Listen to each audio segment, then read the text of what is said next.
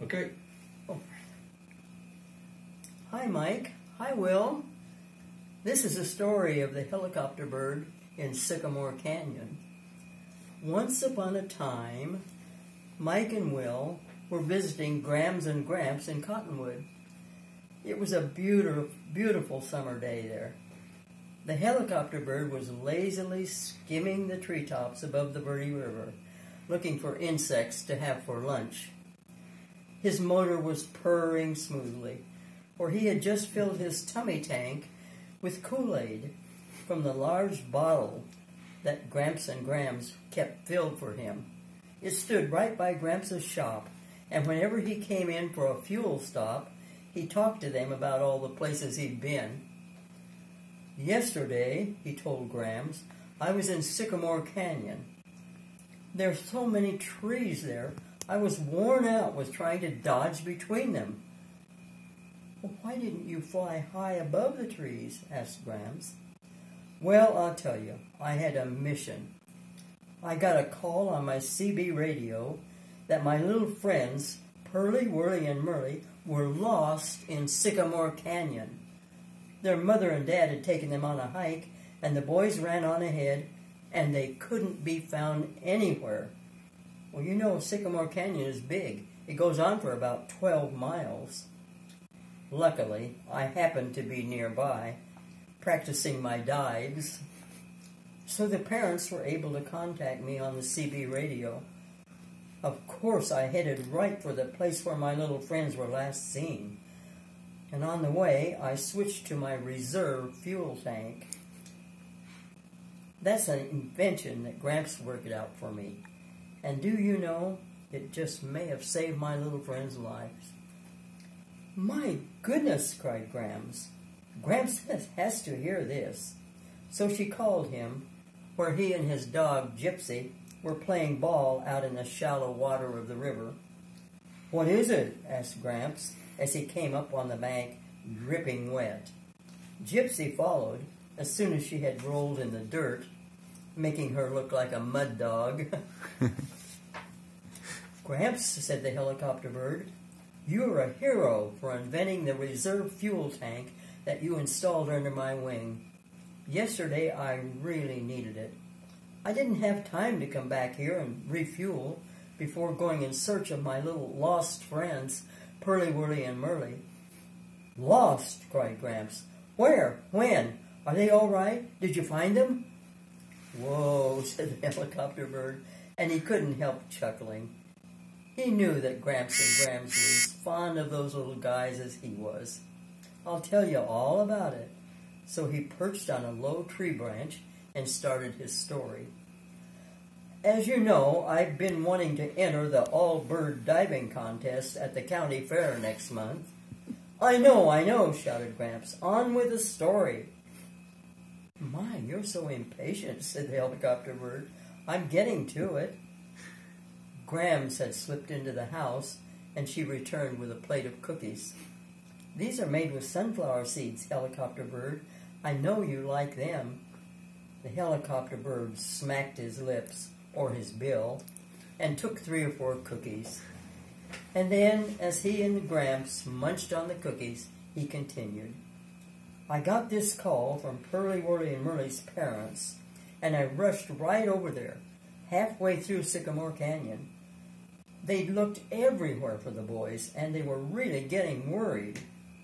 So I told them to get on my back and we'd fly low so we could get a good view. Well, we had quite a flight. The tree branches stuck out and almost knocked them off my back.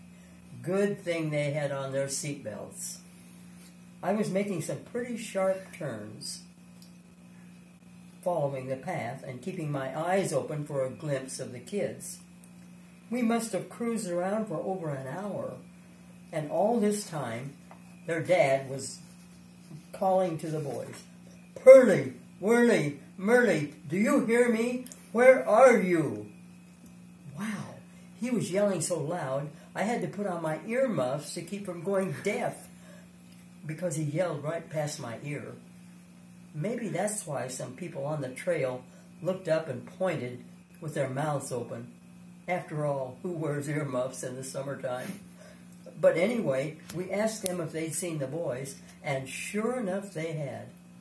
They showed us a little trail that went off the big one, and they said the boys wanted to hunt something that sounded like wild bears. But I couldn't hear very well because I had my earmuffs on. Anyway, you can bet we took that little trail. It led along the creek, and there were lots of trees and bushes, but we didn't see a soul, and we began to get so discouraged. Then suddenly, the bushes began to move. We thought, oh no, a bear. We were so scared. I hovered above the place, real far above. And what do you think came out? What do you think we saw? Out came 3 little boys with red faces and red hands, and their mouths full of wild berries. They heard my motor, and they looked up and waved and shouted. We were so relieved we nearly crashed. Finally I landed, and their mom and dad ran up to them and hugged them, so then they were all covered with berry juice. Mom, Dad, cried Pearlie, you should see all the neat berries we found. Come and help us pick some more. Mom, you could make a berry pie with these. But their mother said, what would you put them in? We didn't bring any containers.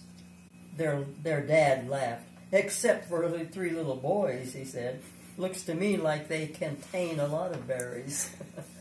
Just then I had a good idea. Remember my fuel tank was empty, so I switched to my reserve tank? Well, I said, you can put the berries in my empty fuel tank. I have an extra one, thanks to Gramps. They all thought that was a grand idea, and that's what they did. Then I had to hop around on the ground and follow them, all 5 of them, while they picked those cotton-picking berries and dropped them kerplunk into my fuel tank. My feet got so sore. But before long, the tank was full, and they all got on my back for the ride home. Hey, helicopter bird, cried Whirly as we were flying along. I know what we can put in your tummy tank instead of Kool-Aid. What's that? I asked suspiciously. I hoped that didn't mean I had to retire. We could put wild berry juice in. There's lots of that here, and we could have fun getting it, said Whirly. Their dad saw how sad I looked, so he said, well, let's ask Gramps about that. But Gramps was already busy, dreaming up a new invention. Now let's see, he said. I could put a little paddle in the fuel tank to mash the berries and a strainer for the seeds. And so he made all of that. And then he said, okay, helicopter bird, you can try it out now. And the helicopter bird took off like a jet plane.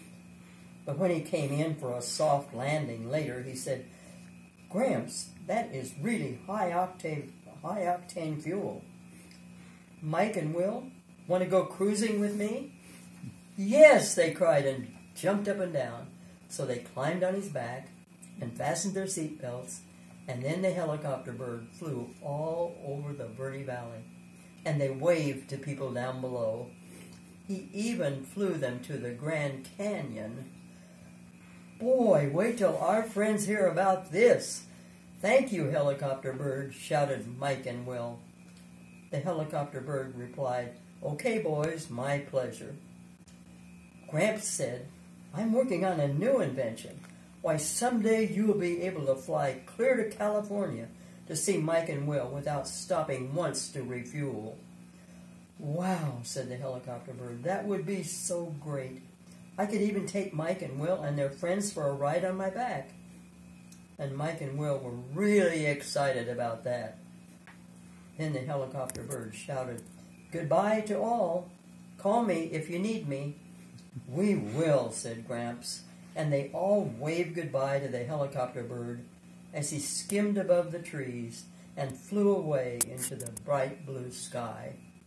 All right. That's great.